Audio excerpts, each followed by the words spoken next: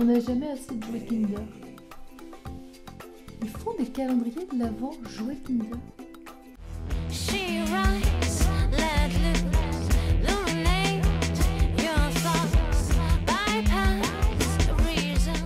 Salut à tous et bienvenue dans l'épisode numéro 46 de Junk on the Web. Cette semaine, parlons de l'une de ces expressions qui ont fait leur apparition en même temps que notre société et nos habitudes évoluent. Se perdre sur YouTube.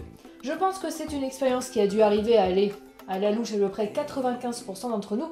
Vous savez tous ce que c'est. Vous allez sur YouTube pour regarder une vidéo de 5-10 minutes histoire de vous détendre, de rigoler ou d'apprendre quelque chose et vous vous retrouvez 1h30 après avoir vu une vingtaine de vidéos qui n'avaient plus aucun rapport avec le sujet de départ. La faute de qui ? La faute de YouTube et de toutes ces suggestions qui sont parfois logiques et parfois on cherche encore le rapport. Pour vous, aujourd'hui j'ai décidé de tenter l'expérience volontairement en me disant que peut-être j'allais pouvoir apprendre des choses intéressantes, on sait jamais. C'est parti. J'ai commencé tout simplement en ouvrant ma page YouTube et en cliquant sur la toute première vidéo qui m'était suggérée, à savoir 10 choses à savoir avant d'adopter un hérisson. Alors déjà je ne savais pas qu'on pouvait officiellement adopter un hérisson comme animal de compagnie. J'ai bien eu un hérisson une fois, il s'appelait Roger, c'était juste après la tempête de 1999. On l'avait appelé Roger parce qu'on l'avait trouvé le jour de la Saint-Roger. C'était un bébé qui était en train d'hiberner dans un arbre qui était tombé et notre voisin nous l'avait amené. Il était plein de puces mais il était tout mignon et à la fin de l'année, on était partis quelques jours en vacances et on l'avait laissé dehors dans une caisse avec de quoi se réchauffer, de quoi manger et de quoi boire. Et puis en rentrant, on s'est rendu compte qu'il avait plu et je l'ai dans la caisse. Bref, après avoir décidé que je n'adopterais jamais un hérisson, j'ai regardé les suggestions et j'ai vu que YouTube me proposait de regarder une jeune fille qui présentait ses 33 animaux de compagnie, en commençant bien entendu par un hérisson qu'elle fait très rapidement tomber. Let's see if I could give him a treat right now and he'll just take it. Whoop whoop! Slip it out of my hand right there. No, not my finger. There we go. There we go, buddy. Sans doute à cause du lapin en miniature, je suis alors encouragée à regarder 25 photos qu'on penserait photoshopées alors que non. Et je dois dire qu'il y en a des pas mal. Par exemple, consanguinité. Voyons ce qu'on me propose ensuite, 10 prénoms de bébés qui ont été interdits. Pourquoi pas ? Alors c'est vrai que pour tête qui pue ou pont, je peux comprendre. Mais Tom au Portugal, alors ça doit vouloir dire quelque chose, je sais pas s'il y a des Portugais dans la salle qui pourraient m'expliquer. Et ça me semble quand même un prénom tout à fait convenable, non ? On part ensuite vers les jouets pour enfants les plus choquants, et je suis particulièrement fan de celui-ci. Déjà d'une parce que Dora a l'air de se noyer, et de deux parce que... Besides the fact that it looks like poor Dora is drowning in its water-filled shaft, the two pink familiar shapes that serve as its base is pink. They couldn't pick another color? There's even a big button with a D on it. L'ergonomie, merde. On reste alors dans le domaine des erreurs et on me propose de regarder 33 erreurs qui se trouvent dans le dessin animé La Reine des Neiges de Disney. Et alors là, on rentre dans le gouffre Disney sur YouTube. C'est un tel gouffre que je me demande s'ils n'ont pas des actions chez Google. Bon, alors ok, donc cette vidéo n'a rien de transcendant, oui, quelques petites erreurs et de choses pas très logiques dans le dessin animé, pas de quoi fouetter un chat. Tout ce que ça m'a donné envie, c'est de regarder le film pour la énième fois. En attendant, j'ai cliqué sur l'une des suggestions qui me faisait le plus envie, à savoir regarder encore et encore cette scène de Let It Go parce que c'est quand même la scène la plus géniale de tous les Disney depuis l'ère du vent de Pocahontas, non ?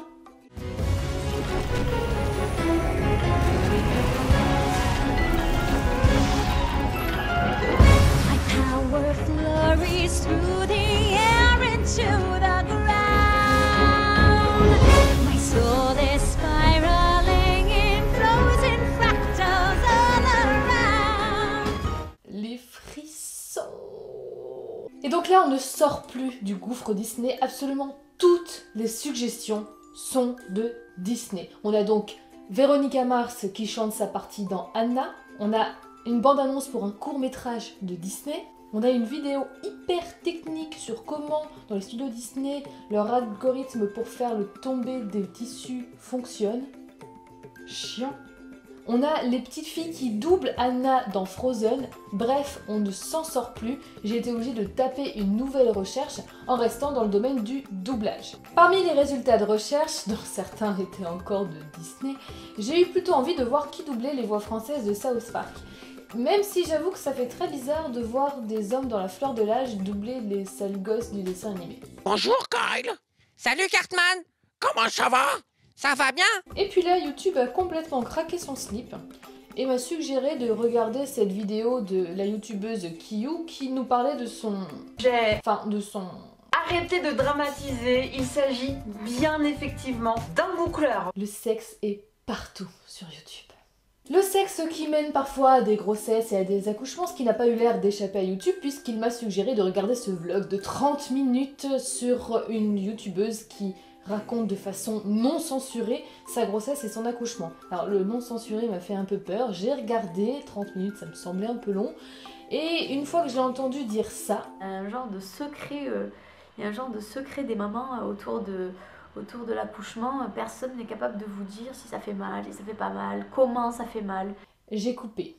Alors, ok, peut-être que les femmes autour de nous dans la vie ne nous disent pas toute la vérité, mais je sais pas, les filles qui hurlent dans les films quand elles sont sur le point d'accoucher, ça donne pas un petit indice sur la douleur?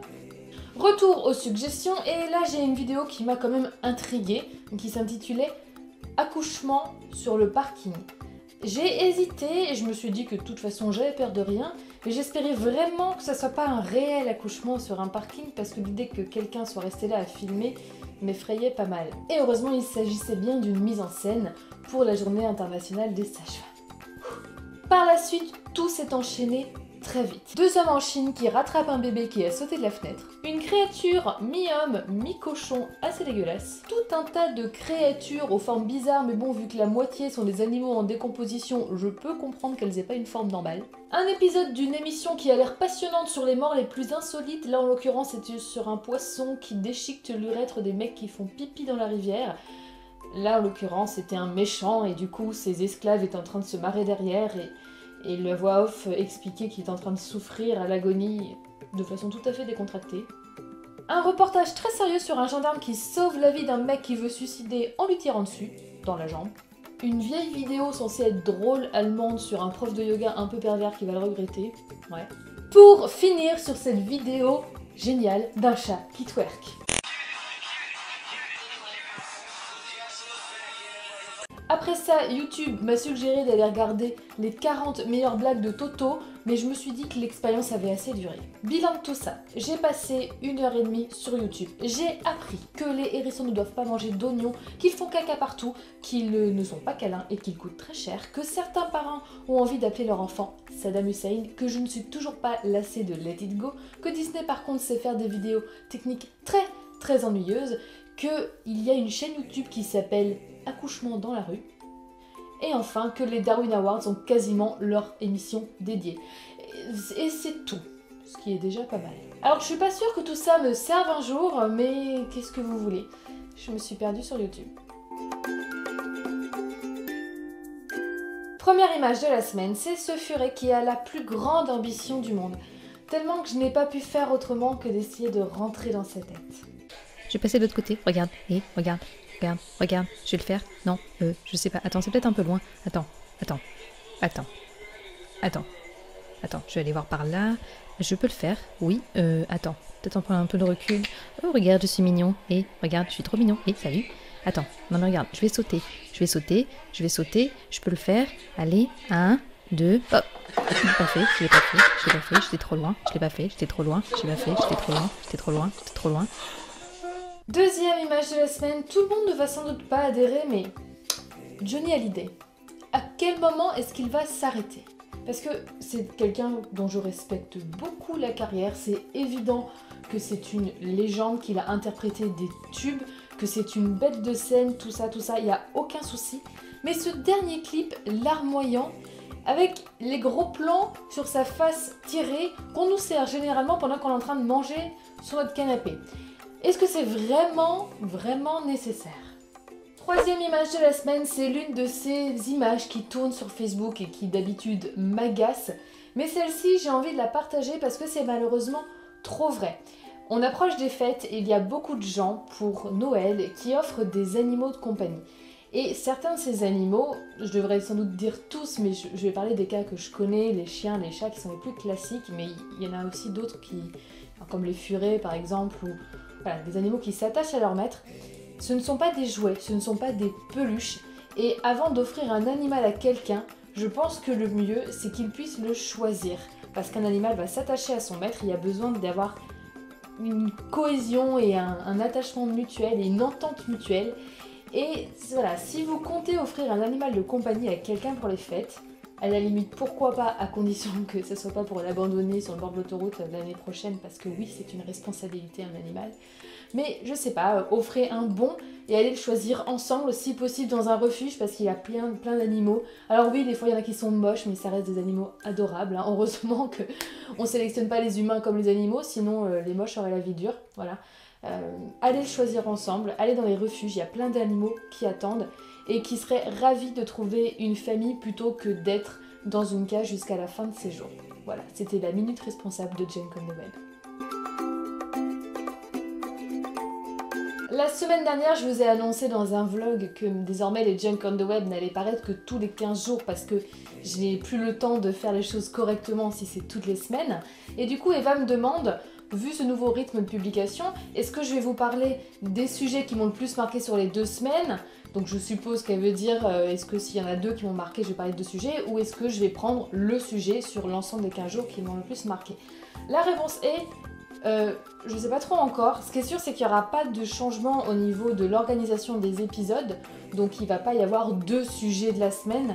Ce sera donc probablement soit quelque chose qui m'a marqué, même si c'est sur la semaine d'avant, mais qui pour moi est encore suffisamment récent pour que j'en parle, ou alors des sujets un petit peu plus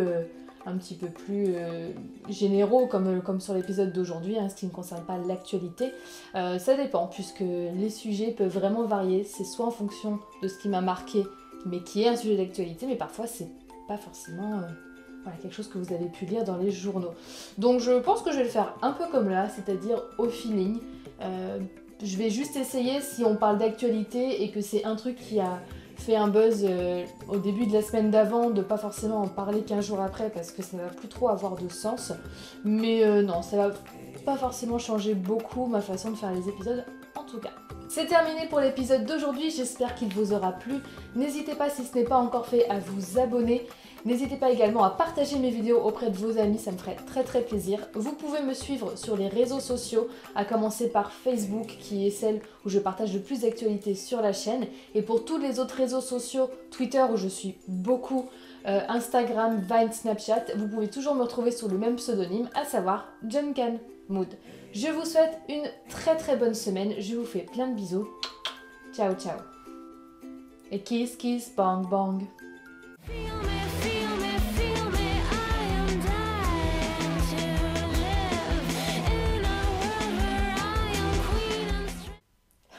Si j'avais voulu être super chiante, j'aurais pu vous faire aussi un épisode sur se perdre sur Wikipédia. Mais bon.